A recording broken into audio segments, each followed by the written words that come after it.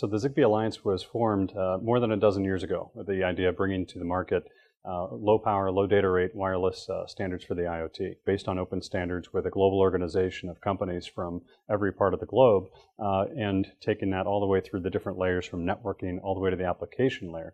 Now finding that the organization brings to market standards that are based on open global approaches to this ecosystem development, where we have networking standards, and then based on top of that, really the power of the devices and certification programs.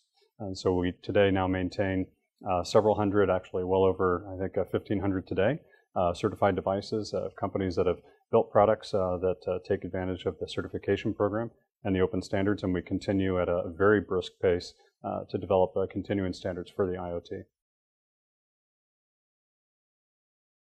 I think an organization like the ZigBee Alliance is a really good example of why it is important. The power of technology and the reach of technology is really, if you look at things like Metcalfe's law and the notion of a proportional value against the number of users in the system, it's the same thing with the IoT. The more devices and end nodes that you have with the ability to pull data and also influence what happens at that endpoint, the more powerful it's going to be for end consumers, whether that's a consumer in a smart home taking advantage of window sensors and door sensors. And the real power there, the ecosystem, is that you're able to bring in a lot of different players there, whether it's a different company, different service providers, and it's that powerful combination of multiple vendors using a consistent language to accelerate both that value, but also the services that can be provided into that market. It's just really powerful. Well, I think that's spot on, and I'd probably take that as an opportunity to also be very grateful that the Huawei company has joined the board of directors. I think really the advent of this approach and this portfolio is spot on in terms of what's needed to accelerate the IoT.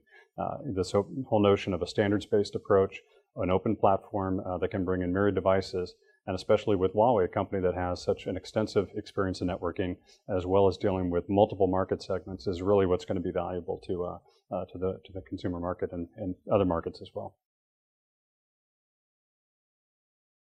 Yeah, well, I think one of the things that Huawei should be doing and could be doing is what you are doing, which is working with the many technical teams as well as the leadership of the ZigBee Alliance as we forge ahead really what's important for the IoT in terms of standardization, to really take away the hurdles so that companies and young companies aren't worrying about all of this background and infrastructure. They're just worried about what makes sense to the end consumer, whether that's a farmer in Iowa or a data center somewhere in Uzbekistan. It doesn't matter. They should really take that part away and look at the value. And so I think what Huawei can do is really help accelerate reducing those hurdles, taking those hurdles away by pushing for more of these open standards. And I think there's great evidence that Huawei is truly a leader there. Well, I like to think that the harder we work, the luckier we get.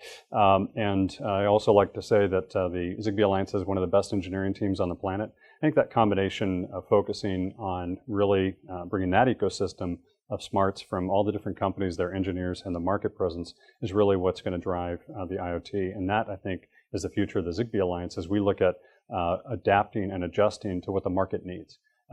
We're not a typical standards organization. We don't simply grab the smartest people, put them in a room, and come up with the greatest standards. We also look at what's relevant for the market, and we adapt to that. So we've had a lot of different initiatives. And I think we'll see even more of those, and our members are definitely pushing for that to ensure that not only we're building solid technology, but that it's actually relevant for the market, and we're putting in place the right mechanisms to achieve that. So I think you'll see more of that leadership, I think, especially around the language side. As we look at building on both the networking side as well as IP-based application layers. And that's, I think, an area that we're going to see a lot of uptick in terms of the application and the utility across a whole array of organizations and technology. So I think you'll see relationships as well between the ZigBee Alliance and other sister standards organizations, because really it is about removing those hurdles, coming up with a common language so that users of any kind can take advantage of the IoT.